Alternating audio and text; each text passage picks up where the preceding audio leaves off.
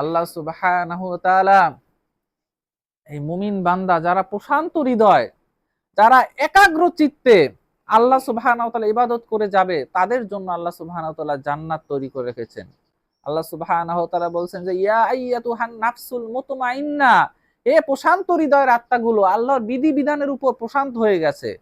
যে কোনো বিধিবিধান পালন করবে প্রশান্ত চিত্তে, আনন্দের সহিত আল্লাহর বিধিবিধান পালন করবে। যত বালা মুসিবত বিপদ আপদ আসুক না কেন, দ্বীনের ইসলামের পথে চলার পথে সেগুলো প্রশান্ত চিত্তে তারা বরণ করে নিবে।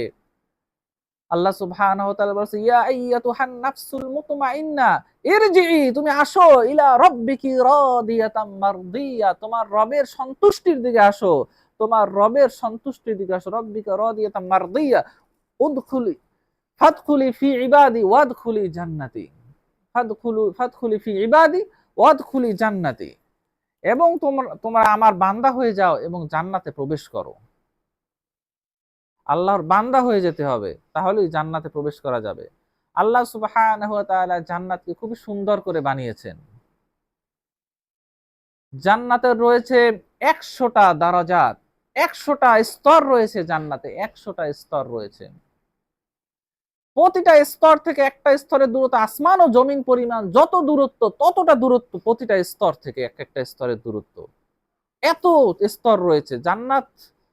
সেই জান্নাতের আমল অনুযায়ী, আপনার কাজ অনুযায়ী আপনার স্তর, আপনি ভালো স্তরে উঠতে পারবেন, ভালো ভালো স্তরে আপনি যেতে পারেন। আপনার যত আমল যত ভালো থাকবে, আল্লাহ সুবহানাহু ওয়া তাআলা আপনি জান্নাতের যেই স্তরের যোগ্য হবেন সেই স্তরে আল্লাহ সুবহানাহু ওয়া তাআলা আপনাকে দেবে। আর একটা স্তর থেকে একটা স্তরের দূরত্ব হচ্ছে গিয়া 500 বছর, 500 বছর যদি কোনো দ্রুতগামী যানবাহন ছুটে চলে 500 বছর লাগবে একটা স্তর থেকে আরেকটা স্তরে যেতে। এত বড় বড় জান্নাত আল্লাহ সুবহানাহু ওয়া তাআলা তৈরি করে রেখেছেন।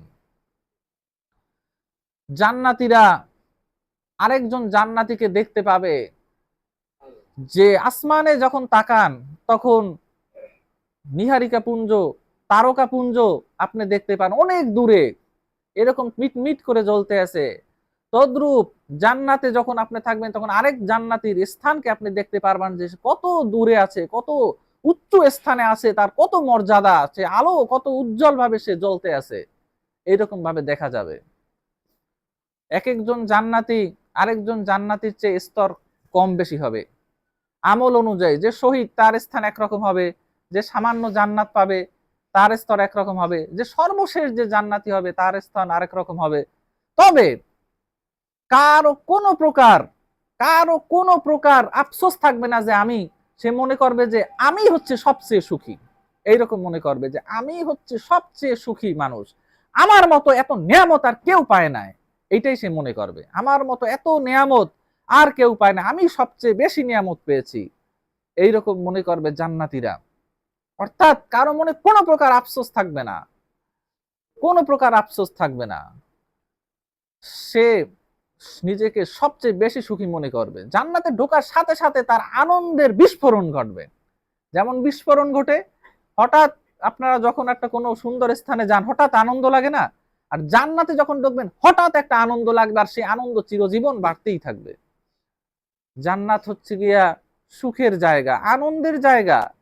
আল্লাহ সুবহানাহু ওয়া তাআলা এই জান্নাতকে খুব সুন্দরভাবে তৈরি করেছেন, মনোরম ভাবে তৈরি করেছেন। আল্লাহ রাসূল সাল্লাল্লাহু আলাইহি ওয়াসাল্লাম বলছেন যে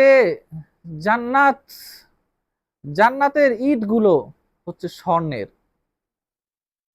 জান্নাতের ইটগুলো হচ্ছে স্বর্ণের। একটা ইট থেকে আরেকটা ইটের যে গাঁথুনি হবে, যেটা ফাঁকে দেওয়া হবে, এটা মিশক আম্বরের হবে। জান্নাতের যে খোয়াগুলো হবে, নুরি পাথরগুলো হবে, সেগুলো হবে মণিমুক্তার। জান্নাতের গাছগুলো হবে স্বর্ণের গাছ হবে। জান্নাতের বর্ণনা আল্লাহ রাসূল সাল্লাল্লাহু আলাইহি ওয়াসাল্লাম তার বিভিন্ন হাদিসে বর্ণনা করেছেন। আল্লাহ সুবহানাহু ওয়া তাআলা বিভিন্ন ভাবে জান্নাতের বর্ণনা করেছেন। জান্নাত এত সুন্দর, এত মনোরম। আল্লাহ সুবহানাহু ওয়া তাআলা বলছেন মালা আইনুন রাত, কোন চোখ জীবনও এত সুন্দর জিনিস দেখে নাই। ওয়ালা উযুনুন সামিয়াত, কোন কান এত সুন্দর আওয়াজ কখনো পায় নাই। জান্নাতে যে সুন্দর আওয়াজ পাওয়া যাবে, এত সুন্দর আওয়াজ কোনো কান কখনো পায় নাই। ওয়ালা খতারা আলা কলবি বাশার, এবং কোন অন্তর কখনো চিন্তাও করে নাই এত সুন্দর হতে পারে জান্নাত। কোন অন্তর কখনো চিন্তাও করে নাই যে জান্নাত এত সুন্দর হতে পারে।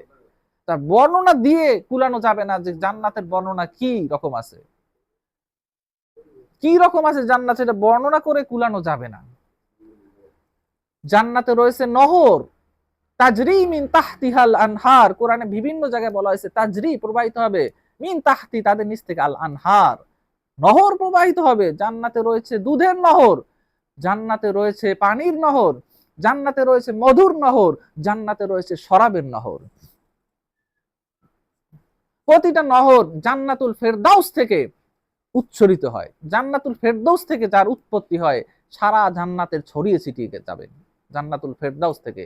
আর জান্নাতুল ফেরদাউস হচ্ছে আলাল জান্নাত, সবচেয়ে উচ্চ স্তরের জান্নাত। এই যে বললাম যে 100টা স্তর রয়েছে জান্নাতের, এর মধ্যে সবচেয়ে উচ্চ স্তরের জান্নাত হচ্ছে জান্নাতুল ফেরদাউস, মিন ফাওকিহা আরশির রহমান, যার উপরে রয়েছে রহমানের আরশ। এই জান্নাতুল ফেরদাউসের উপরে রয়েছে রহমানের আরশ, অর্থাৎ রহমানের আরশ আল্লাহর নিকটবর্তী থাকবে। যারা জান্নাতুল ফেরদাউস থাকতে পারবে তারা জান্নাত সবচেয়ে আল্লাহর নিকটবর্তী থাকবে। আল্লাহ সুবহানাহু ওয়া তাআলা নিকটবর্তী বান্দারা হবে জান্নাতুল ফেরদাউসে। যখন আপনি আপনার প্রিয় মাহবুব, যাকে আপনি ভালোবাসেন, তার নিকটবর্তী যখন আপনি থাকতে পারবেন, তখন আপনার মানসিক অবস্থাটা কেমন হবে, তখন আপনার মনের অবস্থাটা কেমন হবে। যখন আপনি আপনার প্রিয় আল্লাহর কাছাকাছি থাকতে পারবেন, তখন আপনার মনের অবস্থাটা কেমন হবে। সেই জন্য আল্লাহর রাসূল সাল্লাল্লাহু আলাইহি সাল্লাম বলছে, তোমরা যখন জান্নাত চাবে তখন জান্নাতুল ফেরদাউস তোমরা আল্লাহর কাছে কামনা করো। জান্নাত যখন চাবে তখন জান্নাতুল ফেরদাউস, বড়টা চাইতে হবে। আল্লাহর কাছে কখনো ছোট জিনিস চাবেন না, যে আল্লাহ আমাকে এইটা একটু কমপক্ষে এইটুকু হইলেই আমার হইছে, এইটুকু আমাকে কমপক্ষে দেন, এইটা চাবেন না। সবচেয়ে বেশি জিনিস চাবেন, আল্লাহ আমাকে এইটা দেন, আমাকে সবচেয়ে হাইয়েস্ট জিনিসটা দান করুন, সবচেয়ে ভালো জিনিসটা দান করুন। আল্লাহর তো দেওয়ার মতো আল্লাহ সুবহানাহু ওয়া তাআলা দিলে শেষ হবে না। আল্লাহ তাআলা দিতে দিতে দিতে থাকলেও শেষ হবে না। আল্লাহ সুবহানাহু ওয়া তাআলার কাছে কোনো অভাব নেই। সেজন্য আল্লাহর কাছে সবচেয়ে উচ্চ স্তরের জিনিসটা আল্লাহ সুবহানাহু ওয়া তাআলার কাছে চাইতে হবে। তো জান্নাত আল্লাহ সুবহানাহু ওয়া তাআলা মানুষের জন্যই তৈরি করেছে। সেই জান্নাতে যাওয়ার জন্য প্রতিযোগিতা করতে হবে। আল্লাহ সুবহানাহু ওয়া তাআলার কাছে দোয়া করছি যাতে আমরা জান্নাতের নিয়ামত থেকে বঞ্চিত না হই। আল্লাহুম্মা আদখিলনাল জান্নাহ। আল্লাহ সুবহানাহু ওয়া তাআলা আমাদেরকে আপনি মৃত্যুর পর জান্নাতে প্রবেশ করাবেন। আল্লাহুম্মা আমিন। আকুলু কওলি হাযা আস্তাগফিরুল্লাহ লি ওয়া লাকুম ওয়া লিসাইরিল মুসলিমিন ফাস্তাগফিরু ইন্নাহু হুয়াল গফুরুর রহিম।